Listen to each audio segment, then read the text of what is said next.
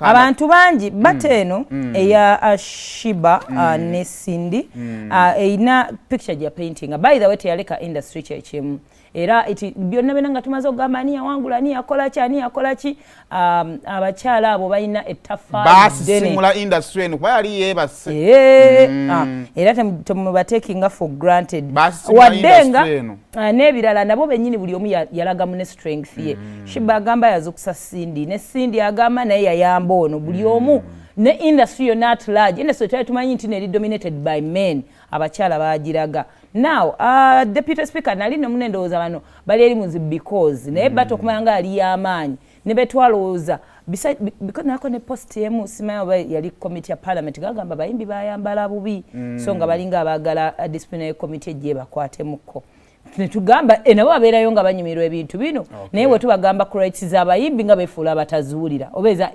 babimanyi babwati babitegeera babimanyi kubanga ne parliament yaleeta etteeka ly'okusolooza ssente zonna eziva online badvertise bonna abajja wano kati ng'olaba artist babimanyi nti gyebiri so ezimu ku post gye twalaba abantu after the battle was eya deputy speaker Thomas Taiba we yateekayo n'agamba nti I'm relishing a live performance battle kakati njagala kuvuna naye kano kategeeza ki relishing obumoso obubule kano jja n'ogattirizawo naye tokategeera sigenda kuyambako mutima mulungi ati nawe tukolera abantu I have refused today fanakyo kale ayamu ekyo kyeyagamba performance eya battle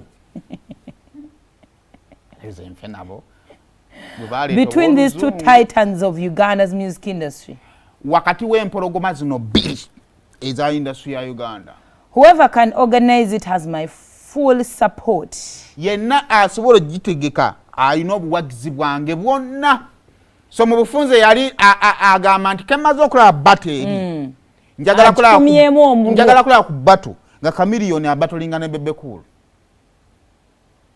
kati bano ba organizers baani yawo kakati nno kangende wano Bebe Cool after seeing that navaayo n'awandiika ekiraamo Right Honorable Deputy Speaker munange deputy I would like to appreciate you for showing interest in a music battle between Jose Chameleon and I. Njagala kusiima olw'okulaga obwetaavu bwa battle wakati wange ne Dr. Jose Chameleon. A little rewind. Naye njagala kuzzaako mabega. Yesterday Deputy Speaker Right Honorable Thomas Taiba n'atuddizayo ndowooza ku tweet tweeted that he released a live performance between two Ugandan bichinamu quotinga. Now adano asinaga before I go any further ngasinagenda mawalako nnyo I would like to inform Ugandans that if Chameleon and I jakutegeeza bana Uganda nti sinze ne Chameleon and the musicians before us like Fire Bongole Lutaya, Eri Wamala, Elvis Basude, extra have managed to elevate the music industry in Uganda to a fully fledged money-making industry for both formal and informal Ugandans. Singa abayimbi singa nze ne Chameleon n'abayimbi abaatusooka maaso singa baasobola okukwata ne bakyusa industry ya Uganda okufuuka enkozi ya ssente. We can do much with the full direct financial support from government and from government. Tusobola okukola bingi nnyo nga tufunye okugabirirwa okuva mu gavumenti. And government backing can be in different fronts. Government esobola okutuyamba mu ngeri ez'enjawulo. Music battles. Nga mu battle eyo. Janamenye ye ne Chameleon ye mu kwezo. Back to Deputy Speaker's post. Kati kanzire ku Deputy Speaker be yagamba. His tweet received mixed reactions from Twips. Tweet yafuna reactions okuddibwa mu abantu kuva mu bintu eby'ebitundu ebyenjawulo. Aboku Twitter with some condemning him. Agambye atya? Twips beba ku batu aboku Twitter. Abamu nga bamukondemminga. Abamu baali bamuwagira abalala nga bamuwagira. This will be my focus today. Kakati nyala kwesiba ku kino leero. Some people have called him out to focus on advocating more on the open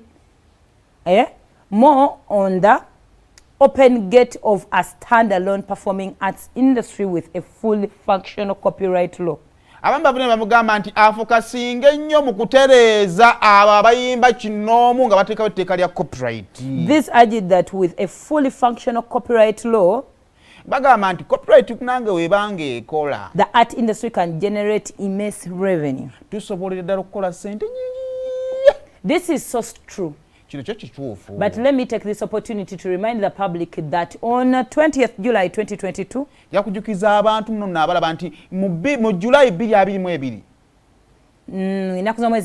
Member of Parliament Honorable Hilary Chiyaga, Dr. Hilderman, was granted leave of Parliament to introduce the copyright bill titled the Copyright and Neighbouring Rights Amendment Bill.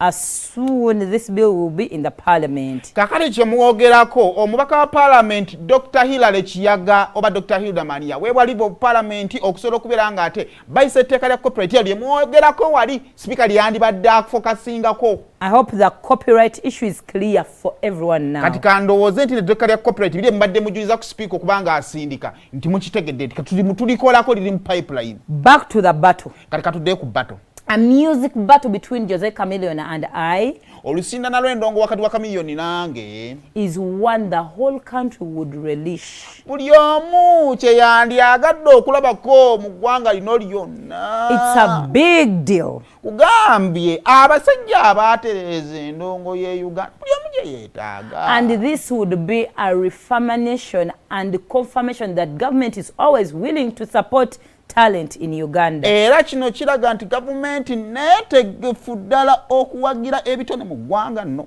We are big brands and the government support to our music battle would go miles to assure young Ugandans emerging in the talent industries, that is arts and sports, that these are full-time jobs that government takes serious. Bayimbi b'amaanyi era gavumenti bwetuwagira kitegeeza nti kiba kizzaamu abayimbi abatandika amaanyi nti nno kisooka gavumenti ewa ekitiibwa kye tukola era kikala tusolo kijjamu ne kasente.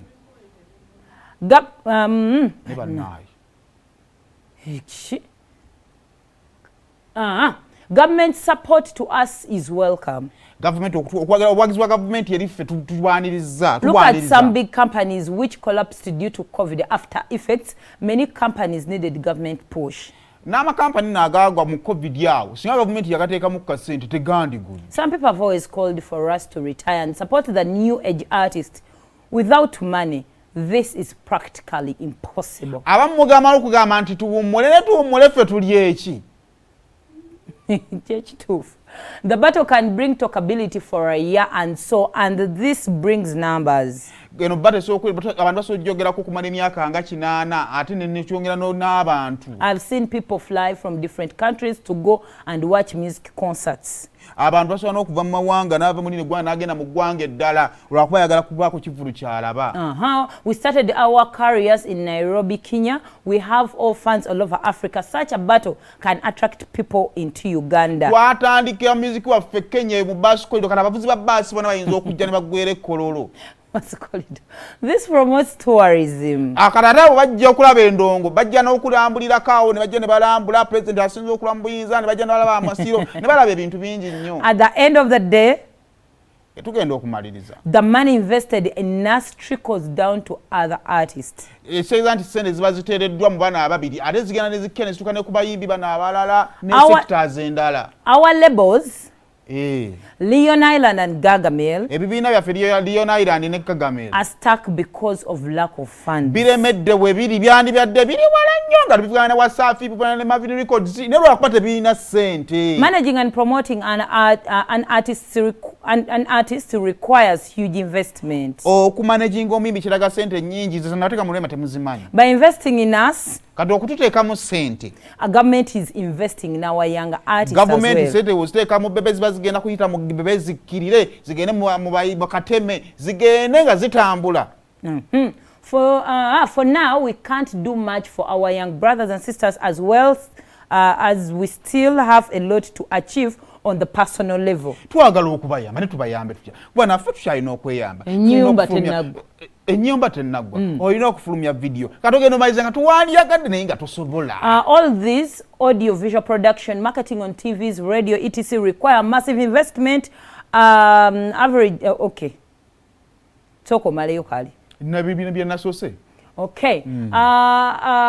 Averagely, 200 million is annually needed to push a budding artists. Omuyimbi yeetaaga ekitundu miliyoni nga 2 okusindika project y'omwaka. Therefore, kaakati no bannange, government support through activities such as music competitions, etc. is very healthy and welcome. Government bwetuteeka mu ssente mu bintu ebifaanagana nga bwe bityo tujjanirize tusabe tuwe kasente kubanga tuli bubi. Its socio-economic impact. Its socio-economic impact would encompass masses and would be of large proportions. Kantuke muntu obeerayo n'obuntu bwo. Sikakulu era ndowooza. It must also be noted that a battle of such magnitude employs directly and indirectly around 5,000 people. Mubufunze omukulu ayagala sente za government bannaye tusomye ekintu nange wano byonna byefenzira ajja kunnyonnyola atubu. Kale katu concluding in conclusion, a music battle between us would have immense benefits for the Ugandan music industry and the country as a whole. Abizzemu gye byatandikidde bannaye byebimu. So mu bufunze mu lukandagga lw'ebigambo ebyo Bebe Cool agamba gavumenti nga battle we bayakuvaayo ekwata omusimbi ogutokomoka eguteke mu bayimbi abo ababiri basobole okutegeka battle kubanga bo tebalina ssente.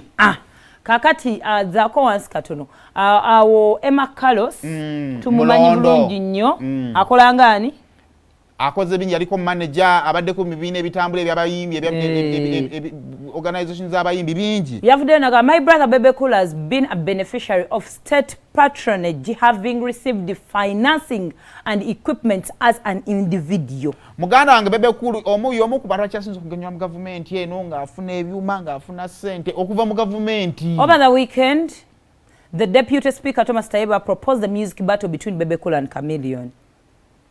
Weekend Deputy Speaker ya proposing a battle wakati wa Chameleon ne Bebe Cool. Kambuza mkulu. Nagama, whereas this is an excellent idea, wadenga endowooza nnungi nnyo. Bebe Cool's response is what is worrying to the music industry, where he is again pursuing his usual selfish tendencies by suggesting the government should support their battle and music labels at the expense of the entire music industry. Naye okuddamu kwa Bebe Cool kwe kusinga okumalamu amaanyi era netulabira ddala nga ye musajja akyasinza okweyagaliza ekka mu Uganda, Africa and some parts of Dubai ng'ayagala ssente ziteekebwe mu ye ku lwa industry yonna. Musajja gwe Bebe Cool should know better that for the last 5 years Bebe Cool alina okumanya nti emyaka 5 egiyise stakeholders have been advocating for the sector issue holistically out of genuine desire to uplift the standard of life for a good number of musicians. Bekikwatako babadde bafuba okulaba nga balwana ku ekyo kyayogerako ate nga ssente ziyisibwa mu mikutu emituufu egiyamba buli omu. Let me educate Bebe Cool and his Bebe Cool kamusomese nani? His kino probably kireke. And whatever we want the government to do this, to do is an industry-wide approach to the music development. Kitwagala government ereetewo enkola ng'ebuna buli wamu okusobola okuyamba industry yonna. This is so because government has nothing to show for public investment into Bebe Cool's project. Bannaye bebyo nze nkooyo okuva. What we urgently require kyetwetaaga ekyobunnambiro wano wansi baba yambusa tumaleyo. Bonga industry bagamba kyebetaaga skilling and access to equipment, which equipment Bebe received okusomesa n'okufuna ebyetaagisa okukola of which Bebe Cool yabifuna on behalf of the industry to serve as private interest. Access to capital with low interest rates and tailor-made to suit sector. But we're only ezitaliko magoba. Bino bye copyrights, collateral, access to grants, where play sector bichi byonna. Favorable policies and laws, the biggest law being the copyright, but also review to byonna. Provision of common user facilities to aid in production, distribution, exhibition, institutional strengthening, government agencies, and it is clear that the approach of funding individuals failed music development. A majority of stakeholders want the government to change course for better for lives biki kati abaaliwo kati ekisinga obukulu kiri bwe kiti ekintu kya emakarosi kisobola obba ekituufumu nekyabebe kukisobola obba ekituufumu of recent nalina wano wensoma nga nsoma ku mateeka ge baleeta ku ssente ze balina okujja ku platforms ezikyaginga bannayuganda ku online nenzijukira we twali wano tugamba abayimbi nti bwe mugende wasale musale mugambe engeri gyasobola kubawa kintu kye musobola kusigala nga mukola ki mufunamu ekizibu kya gavumenti okukwata ssente nekwata cash nemuwa omuyimbi ekizibu kyakyo kiri kimu nti tekiyamba industry nakiyamba oyo afunye omukisa gwaki gwa ssente kati we twagenda mu battle tulina ebintu bye twafuna abantu bava bakkiriza nti waliwo ba performing artists waliwo ne ba recording artists ne ba recording artists babeera forced okugenda mu performing lwansonga nti recording teri ssente bo recording oluyimba tosobola dufunamu ssente mu mawanga amalala ageeterezezza recording artist asobola okugaggala okusinga performing artist lwansonga nti buli kyafulumya kisigala kikola ssente yes Bebe Cool akulaze nti process ya copyright egenda mu maaso naye ate era saaga tulowoozese bantu nti copyright ye alpha era omega y'okuteera kwa music industry ya Uganda. Waliwo ebintu ebirala bingi nnyo gavumenti byesobola okuyamba omuyimbi kati for example internet ya Uganda singa tugisala bbeeyi automatically buli muyimbi ajja kusobola okufuna ssente ku online naye saa zino abantu batya okugenda ku YouTube kubanga akimanyi budata ebitaano bwaguze bugenda kuggwako kakati abayimbi muyina kusindiikiriza gavumenti ekisooka mugirage weefunira eyatandika YouTube mu America akutema ebitundu 25 ku buli 10 ku ssente zojjeewe mu America. Kati wano mu Uganda singa tuteekawo infrastructure zetusobozesa bannayuganda bonna okwaccessinga internet ne Uganda esologamba nti nteme ebitundu 25 ku ssente zonna ezisoloozebwa mu Uganda. Ne ssente zijja ku mountinga zibeere nnyingi singa ziba nnyingi nti mu Uganda emaaso okukola obukadde 5 25% by'obukadde bakaba kadde sikamu n'ekitundu omuntu omuze asobola okuwa oba okitegeera naye kakati ebyo gavumenti tugitwala mu kino ekyangu ekyokukwata mu kisawo. That's where the problem is. Musawo singa tugitwala mu kitusobola okutereeza buli omu ng'aso kiganyulwamu waali gavumenti neefunamu naye obuzibu gavumenti etulabanga ffe abalina ogifunamu obufunyi ekibuuzo tugitunuzaako koffe weesobola otufuniramu tukigambe nti teekamu obuwumbi n'obuwumbi bwe buti naye ekitono nnyo okusinziira ku bayimbi be tulina mu Uganda ba Eddie Kenzo baani abafulumya oluyimba mu mwezi guno ebeera mu views 5,000 singa views 25,000 giba gy'Abannayuganda kitegeeza nti ku ssente kezo zaafunye ku luyimba olwo gavumenti ogenda kugabanako bweziti I believe buli government erina ba businessmen bajja kubayinga ID nga tukyalwanira copyright soke tukole ebisoboka waliwo ebisoboka ebiriwo nga byangu nga tubimanyi bisobola okukola nga gavumenti kyerina okutuyamba nekyo saategera gavumenti we bali bayise etteeka eyo oba ba stakeholders kibe baayita oba baani be baayita batugenda okumaliriza gavumenti n'etteeka lyeyayisa teyina ngeri gyesolooza ssente ezo kubanga ssente za YouTube wezisindikezwa Google AdSense n'ensolo oziddivatinga nezitwala ku account nezitwala ku PayPal neziteeka ku Western Union oba neziddivatinga nezitwala Kenya kitegeeza nti ne collecting money is not applicable kati kyembuuza we bali bayise etteeka eri ba stakeholders babeebuuzaako so nze ndowooza nti byonna tusobola obikola Katonda bawadde omukisa nga musooka ogenda n'abantu abo ekituufu basobola okukwala sente ne bazibawa naye abantu abali mu layini yammwe bangi naye tebabuna Uganda. Ne waliwo ekintu kyosobola okuteekawo ne kibuna buli omu n'akifunamu ate ne tufuna tumaliza nga tulina ssente.